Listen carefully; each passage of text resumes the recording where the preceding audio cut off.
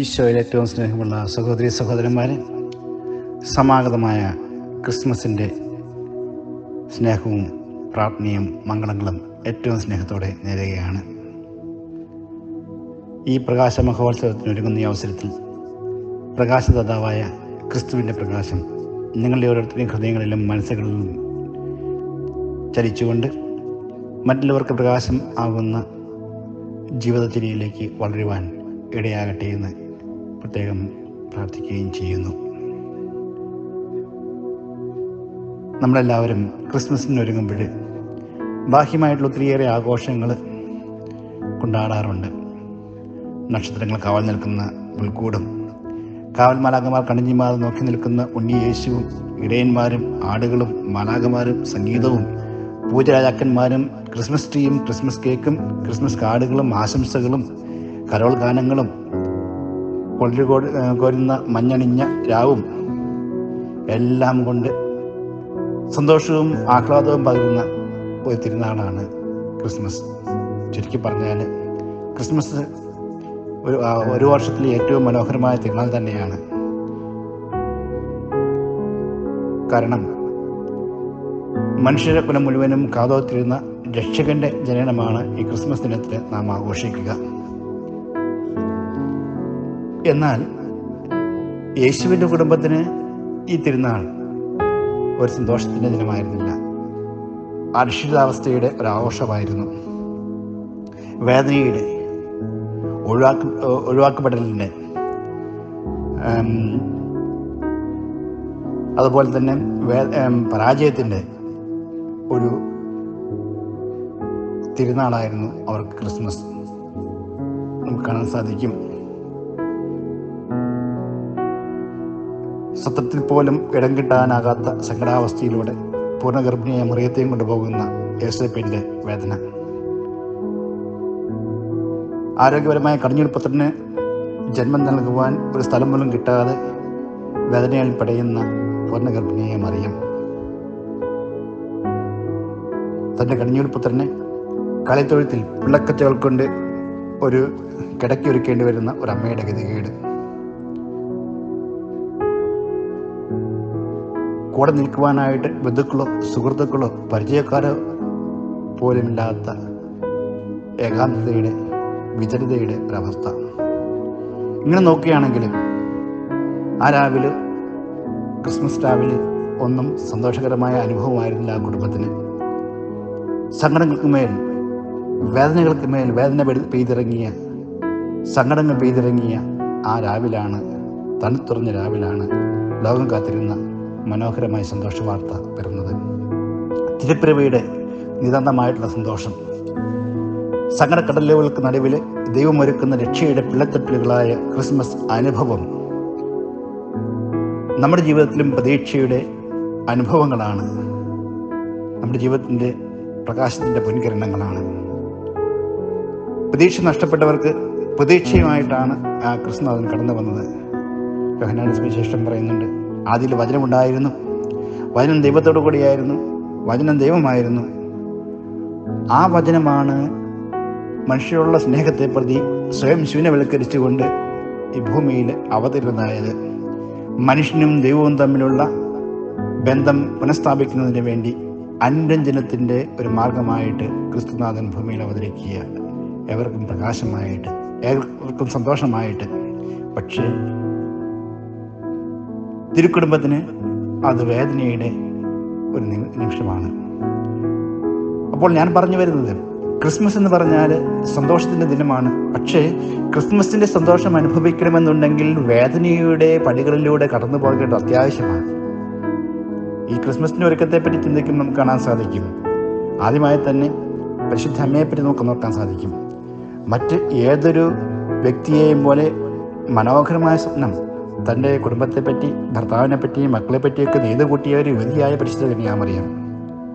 അവളുടെ മുമ്പിലേക്കാണ് അപ്രതീക്ഷിതമായിട്ട് ദൈവദൂതൻ കടന്നു വന്ന്, നന്മ നിറഞ്ഞ മറിയമേ സ്വസ്തി, കർത്താവ് നിന്നിൽ കൃപ കണ്ടെത്തിയിരിക്കുന്നു, അല്ലെങ്കിൽ നീ ദൈവസന്നിധിയിൽ കൃപ കണ്ടെത്തിയിരിക്കുന്നു, നീ ഒരു പുത്രനെ പ്രസവിക്കും, അവന് ഈശോ എന്ന് പേര് കൊടുക്കണമെന്ന് പറയുക.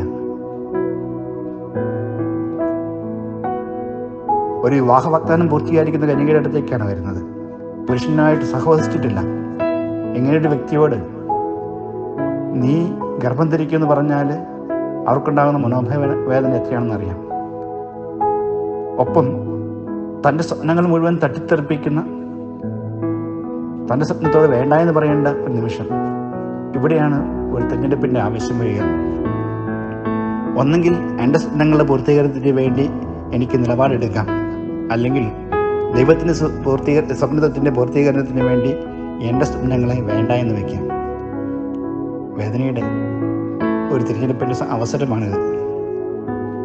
എങ്കിലും നീറുന്ന വേദനയോടെ എൻ്റെ സ്വപ്നങ്ങളല്ല, എൻ്റെ വേദനകൾ ലോകത്തിന് സന്തോഷദായകമാവുകയാണെങ്കിൽ, രക്ഷാദായകമാവുകയാണെന്നുണ്ടെങ്കിൽ അതാണ് കൂടുതൽ നല്ലത് എന്ന തീരുമാനത്തോടുകൂടെ മറിയം തൻ്റെ സ്വപ്നങ്ങൾക്ക് വിട നൽകുകയാണ്. ദൈവത്തിൻ്റെ സ്വപ്നം പൂർത്തീകരിക്കുവാൻ, മനുഷ്യകുലത്തിൻ്റെ രക്ഷ പൂർത്തീകരിക്കുവാൻ വേണ്ടി. അങ്ങനെയാണ് ആ മറിയത്തിൻ്റെ, അല്ലെങ്കിൽ നമ്മുടെ സുവിശേഷത്തിൻ്റെ ആരംഭം, ഈ പുൽത്തൊഴുത്തിൻ്റെ അല്ലെങ്കിൽ ഈ ക്രിസ്മസിൻ്റെ ആരംഭം ജന്മമെടുക്കുക മറിയത്തിലൂടെ. അത് ഞാൻ ഇതാ കർത്താവിൻ്റെ ദാസി എന്ന വാക്കിലൂടെ ദൈവത്തിന് വിട്ടുകൊടുത്തുകൊണ്ട്. പ്രിയപ്പെട്ട സഹോദരരെ, വളരെ മനോഹരമായിട്ടുള്ള ഈ സന്ദേശം നമുക്ക് കടന്നു വരുമ്പോൾ നമുക്ക് മനസ്സിലാക്കേണ്ട ഒരു കാര്യമുണ്ട്. വേദനകളിലൂടെ കടന്നുപോയവനെ, പരാജയത്തിലൂടെ കടന്നുപോയവനെ, ദുഃഖത്തിലൂടെ കടന്നുപോയവനെ, ദാരിദ്ര്യത്തിൻ്റെ അനുഭവത്തിലൂടെ കടന്നുപോയവനെ ക്രിസ്മസ് അനുഗ്രഹദായകമാകൂ, പ്രകാശമാനമാകൂ. അവന് അനുഭവത്തോടു കൂടെ മറ്റവർക്ക് പ്രകാശം പകർന്നു കൊടുക്കുവാൻ സാധിക്കും. വേദന അറിഞ്ഞവനെ വേദനകൾ അറിയാമെന്ന് പറയാറുണ്ടല്ലോ. ഒരുപക്ഷെ ഇന്ന് ഈ ക്രിസ്മസിനെ പറ്റി ചിന്തിക്കുമ്പോൾ എൻ്റെ മനസ്സിലേക്ക് കടന്നു വരിക, നമ്മളൊക്കെ പണ്ട് ഞാനൊക്കെ പഠിച്ചൊരു കഥയുണ്ട്. സെൽഫ് സ്റ്റൈൻ എന്നാണ് അതിൻ്റെ പേര്. ഓസ്കാർ വൈൽഡ് എഴുതിയ കഥയാണത്. പൂത്തുളഞ്ഞ തൻ്റെ ഉദ്യാനത്തിൽ കുട്ടികൾ കളിസ്ഥലമാക്കിയത് ആ ഉദ്യാനത്തിൻ്റെ ഉടമസ്ഥനായ രാക്ഷസന് തീരെ പിടിച്ചില്ല. കുട്ടികളെ പിടിച്ച് അതിൽ നിന്നെല്ലാം ഓടിച്ച് തൻ്റെ ഉദ്യാനത്തിന് ചുറ്റും വലിയൊരു മതിലും കെട്ടി അവരെ പടിക്ക് പുറത്താക്കി. മതിലിന് പുറത്ത് ട്രെസ്പാസേഴ്സ് വിൽ ബി പ്രോസിക്യൂട്ടഡ്, അല്ലെങ്കിൽ അതിക്രമിച്ച് കിടക്കുന്നവൻ ശിക്ഷിക്കപ്പെടുന്ന വലിയൊരു ബോർഡും വെച്ചുകൊണ്ട് അദ്ദേഹം തൻ്റെ വീട്ടിനകത്ത് സ്വസ്ഥമായി കഴിഞ്ഞുകൂടുകയാണ്. പിറ്റേ വർഷമായി വസന്തകാലമായിട്ടും ആ ഉദ്യാനത്തിൽ മാത്രം യാതൊരു പൂക്കളുമില്ല, കായ്കനികളുമില്ല. ചുറ്റുമുള്ള ഉദ്യാനങ്ങളെല്ലാം പൂത്തു നിൽക്കുന്നു. എന്താണെന്ന് അദ്ദേഹത്തിന് മനസ്സിലായില്ല.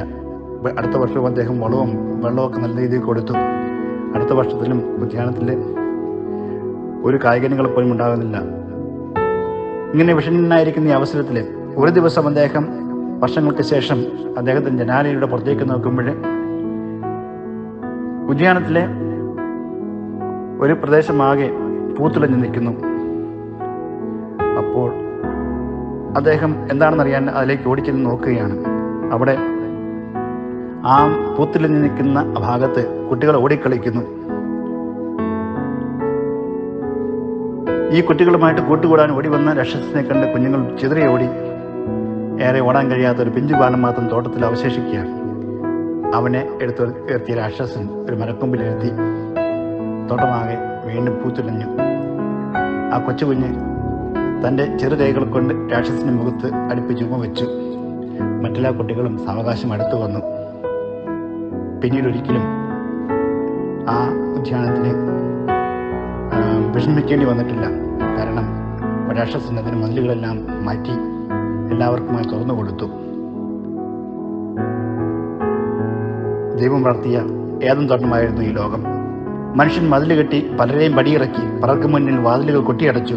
സത്രത്തിൽ പോലും ഇടം കിട്ടാതെ മഞ്ഞ് പെയ്യുന്ന രാത്രിയിൽ പൂർണ്ണ ഗർഭിണികൾ പോലും തിരിപോരത്ത് പുറന്തള്ളപ്പെടാൻ മാത്രം മനുഷ്യന്റെ സ്വാർത്ഥത വർദ്ധിച്ചു. ലോകത്തിന്റെ വസന്തമെല്ലാം അസ്തമിച്ചു. നന്മയുടെ പൂക്കളൊന്നും വിരിയാതായി. പിഞ്ഞുകുഞ്ഞിന്റെ കരച്ചിലെ പോലും ശത്രു സൈന്യത്തിനെ കാഹളമായി തെറ്റിദ്ധരിച്ച് സകല കുഞ്ഞുങ്ങളെയും കൊല്ലുവാൻ കൽപ്പന ഇറക്കുന്ന രാക്ഷസന്മാർ നാടുവാഴുന്ന കാലമായിരുന്നു അത്. വസന്തം പടിയിറങ്ങി മരണം പറന്നിറങ്ങിയ ആ തോട്ടത്തിലേക്ക് 1000 വസന്തങ്ങളുടെ നിറവുമായ ഒരു പിഞ്ചുപാലൻ കടന്നു വന്നതുപോലെ മതിൽ കെട്ടി മറ്റവരെ മാറ്റി നിർത്തിയ മനുഷ്യ മനസ്സുകളിലേക്ക് മതിലുകൾ പൊളിച്ചുകൊണ്ട് ഒരു പുതിയ വസന്തമായിട്ട്, പുതിയ വെളിച്ചമായിട്ട് ഒരു പിഞ്ചു ബാലൻ കടന്നു വന്ന ദിനമാണ് ക്രിസ്മസ്. അതെ, നമ്മുടെ ജീവിതങ്ങളിൽ നിന്നും പടിയിറങ്ങിപ്പോയ വസന്തം തിരിച്ചു തരുവാൻ ദൈവം നൽകിയ ഏറ്റവും മനോഹരമായ ആ സമ്മാനമാണ് ക്രിസ്തു. അപ്പോൾ ഈ ക്രിസ്മസിന് വേണ്ടി നാം ഒരുങ്ങുമ്പോൾ നാം ചിന്തിക്കേണ്ട ഒരു കാര്യമുണ്ട്. എന്തുകൊണ്ടാണ് ഈ ക്രിസ്മസ് എനിക്ക് അനുഭവവേദ്യമാകാതിരിക്കുന്നത്?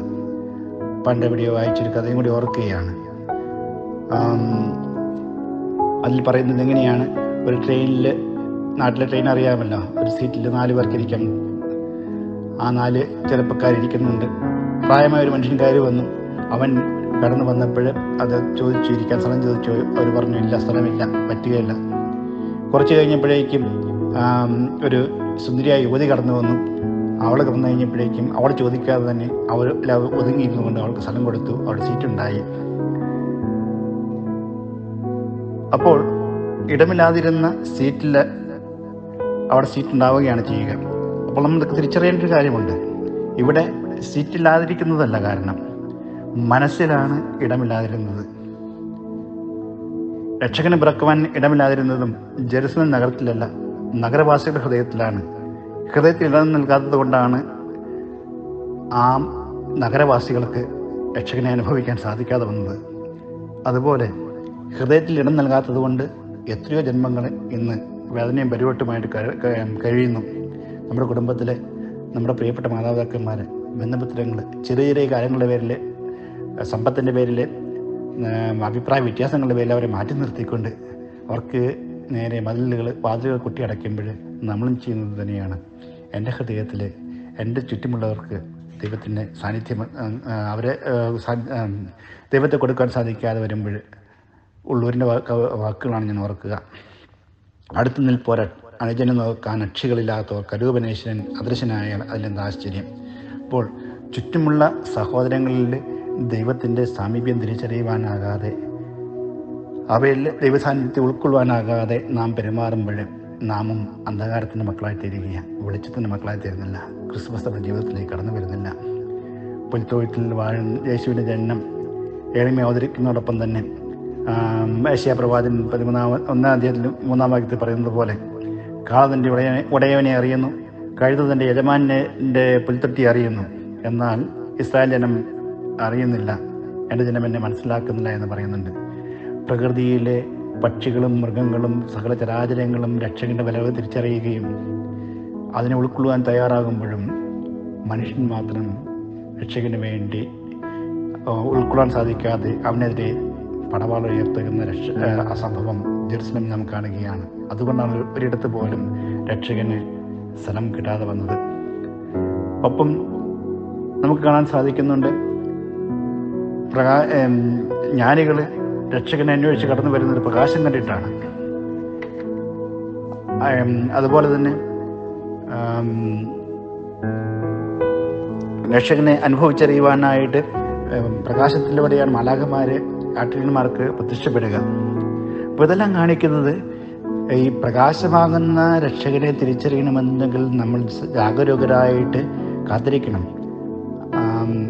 ജ്ഞാനികൾ നക്ഷത്രങ്ങളെ നോക്കിക്കൊണ്ട് എന്താണ് സംഭവിക്കുന്നതിനുള്ള കാര്യങ്ങൾ പഠിച്ചുകൊണ്ടിരിക്കുകയാണ്.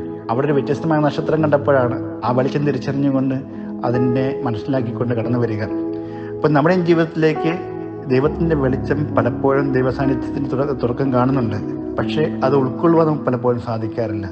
അപ്പം അതിന് തടസ്സമായി നിൽക്കുന്നത് എന്താണെന്ന് കണ്ടെത്തിക്കൊണ്ട് നമ്മുടെ ഉള്ളിൽ തീർത്തിരിക്കുന്ന മതിലുകളെ മാറ്റുവാൻ നമുക്കിട വരട്ടെ. പ്രത്യേകിച്ച് ഈ പാൻഡമിക്കിൻ്റെ കാലഘട്ടത്തിലായിരിക്കുന്ന ഈ അവസരത്തിൽ ക്രിസ്മസ് ആഘോഷം വേണ്ട എന്നല്ല പറയുക, ആഘോഷങ്ങൾ വേണം. പക്ഷെ ചുറ്റുമുള്ളവരോട് കരുതലുള്ളവരായിരിക്കുക, മറ്റുള്ളവർക്ക് സാന്ത്വനമാവുക. അപ്പോഴാണ് ഞാനും നല്ല ക്രിസ്തുവായിട്ട് മാറുക. എൻ്റെ സാന്നിധ്യം കൊണ്ട്, സാമീപ്യം കൊണ്ട് മറ്റുള്ളവന് അനുഗ്രഹത്തിൻ്റെ, പ്രകാശത്തിൻ്റെ അല്ലെങ്കിൽ പ്രതീക്ഷയുടെ കിരണങ്ങൾ പൊഴിക്കാൻ സാധിക്കുകയാണെന്നുണ്ടെങ്കിൽ നമ്മുടെ ജീവിതവും അതുകൊണ്ട് തന്നെ അർത്ഥവത്തായിട്ട് തീരുകയാണ്. യേശുവിൻ്റെ വെളിച്ചം സാവൂളിൻ്റെ മേൽ വീണപ്പോൾ പീഡകനായിരുന്നവൻ പ്രഭാഷകനായിട്ട് മാറുകയാണ്, ക്രിസ്തുവിന് വേണ്ടിയിട്ട് പ്രഘോഷകനായിട്ട് മാറുകയാണ്. അതുപോലെ ഇരുളിലും മരണത്തിൻ്റെ നിഴലിലും കഴിഞ്ഞവർക്ക് പ്രകാശമായിട്ട് അവൻ കടന്നു വന്നതുപോലെ നമ്മുടെയും ജീവിതത്തിൽ ആ പ്രകാശം കടന്നു വരണമെന്നുണ്ടെങ്കിൽ ആ പ്രകാശത്തിന് കടന്നു വരാൻ സാധിക്കാത്ത തടസ്സങ്ങൾ എൻ്റെ ജീവിതത്തിലുണ്ടെങ്കിൽ അവയെ മാറ്റുക. ആത്മീകമായിട്ട്, ഭൗതികമായിട്ട്, റിലേഷൻ ബന്ധങ്ങളിലുള്ള തടസ്സങ്ങൾ ഇതെല്ലാം മാറ്റിക്കഴിയുമ്പോൾ ക്രിസ്തു നമ്മുടെ ജീവിതത്തിലേക്ക് കടന്നു വരും. യഹൂദജനം യേശുവിൻ്റെ കാലഘട്ടത്തിൽ സാധാരണക്കാരെ, പാവപ്പെട്ടവരെയെല്ലാം പുറജാതിക്കാരായിട്ട് കണ്ടുകൊണ്ട് മുഖ്യധാരയിൽ നിന്ന് മാറ്റി നിർത്തുകയായിരുന്നു. അവരുടെ ഇടയിലേക്ക് ഇറങ്ങിച്ചെന്നുകൊണ്ടാണ് കർത്താവ് പ്രഘോഷിക്കുന്നത്, നിന്നിലും ദൈവത്തിന് സമീപമുണ്ട്, നീയും ദൈവത്തിൻ്റെ മകളാണെന്നുള്ള ബോധ്യം നൽകിക്കൊണ്ട്, പ്രതീക്ഷ നൽകിക്കൊണ്ട് അവരെ സമൂഹത്തിൻ്റെ മുഖ്യധാരയിലേക്ക് അവർ കൂട്ടിക്കൊണ്ടുവന്നപ്പോൾ യേശു അവർക്കൊരു സുവിശേഷമായിട്ട് മാറി, ഒരു രക്ഷകനായിട്ട് മാറി. ഇമ്മാനുവേൽ, ദൈവം നമ്മോട് കൂടി എന്നൊരു അനുഭവം പങ്കുകൊടുക്കുവാനായിട്ട് വയ്ക്കാൻ അവർക്ക് സാധിച്ചു. പ്രിയ സഹോദരരെ, ഇന്ന് ദൈവം നമ്മോട് കൂടെ എന്നുള്ള അനുഭവം മറ്റുള്ളവർക്ക് പകർന്നു കൊടുക്കേണ്ടത് നാം ഓരോരുത്തരുമാണ്. ഞാൻ ഒരു ഇമ്മാനുവേലാകണം, ദൈവത്തിൻ്റെ സാന്നിധ്യമായി മാറണം. നീ ഒരു ഇമ്മാനുവേലാകണം. അങ്ങനെ ഞാനും നീയും ഇമ്മാനുവേലായി മാറുമ്പോൾ ലോകം മുഴുവൻ ദൈവത്തിൻ്റെ രാജ്യമായി തീരും. ആ സ്നേഹത്തിൻ്റെ രാജ്യത്തിലേക്ക്, പ്രകാശത്തിൻ്റെ വത്സരത്തിലേക്ക് വളരുവാൻ ഈ ക്രിസ്മസ് നമുക്ക് ഇടവരുത്തിട്ട് പ്രചോദനമരട്ടെ എന്ന് ഞാൻ ആശംസിക്കുകയാണ്. നാം കെട്ടിയുയർത്തിയ മതിൽക്കെട്ടുകളിൽ തകർത്തുകൊണ്ട്, ആ സെൽഫിഷ് ജെയിൻ ചെയ്തതുപോലെ, അല്ലെങ്കിൽ ആ രാക്ഷസൻ ചെയ്തതുപോലെ, കുട്ടികൾക്ക് പ്രവേശിക്കാൻ സാധിക്കാതെ ഉയർത്തിയ മതിൽക്കെട്ടുകൾ തകർത്തുകൊണ്ട് അവരെ സ്വീകരിച്ചതുപോലെ, ആരെയെല്ലാം നമ്മുടെ സ്നേഹത്തിൽ നിന്നും, നമ്മുടെ സഹോദരത്തിൽ നിന്നും, കരുതലിൽ നിന്നും മാറ്റി നിർത്തിയിട്ടുള്ളോ അവരെല്ലാം നമ്മൾ സ്വീകരിച്ചുകൊണ്ട് നമ്മുടെ ഹൃദയവാതിലുകൾ മലക്കെ തുറന്നിടാം. അപ്പോൾ ക്രിസ്മസ് നമുക്ക് അനുഭവവേദ്യമാകും. നമ്മുടെ ആ സ്നേഹത്തിൻ്റെയും ആ സ്നേഹത്തിൻ്റെ പ്രകാശം കണ്ടുകൊണ്ട് മറ്റുള്ളവർക്കും നാം ഒരു ക്രിസ്തുവായിട്ട് മാറും, ക്രിസ്തുവിൻ്റെ അനുഭവം പങ്കുവയ്ക്കുന്ന വ്യക്തികളായിട്ട് മാറും. നമ്മുടെ ഇവിടെ വായിച്ചതുപോലെ 1000 ബേത്ലഹേമുകളിൽ, 1000 മിൽക്കൂടുകളിൽ ഉണ്ണിയേശുമാർ പിറന്നാലും അവയിൽ ഒരു ക്രിസ്തുവെങ്കിലും എൻ്റെ ഹൃദയത്തിൽ പിറക്കുന്നുണ്ടെങ്കിൽ ഈ ക്രിസ്മസ് എനിക്ക് അന്വർത്ഥമാവുകയില്ല. ഒരു അന്വർത്ഥമായ ക്രിസ്മസായി തീരുവാനായിട്ട്, എനിക്കും മറ്റുള്ളവർക്കും നല്ല വിശേഷമായി തീരുവാനായിട്ട്, രക്ഷാദായകമായ സാമീപ്യങ്ങളായി മാറുവാൻ കൃപയേകണമേ എന്ന് പ്രാർത്ഥിച്ചുകൊണ്ട് ഈ ക്രിസ്മസിന് നമുക്ക് ഒരുങ്ങാം. ഒരിക്കൽ കൂടി ഏവർക്കും പ്രകാശമാനമായ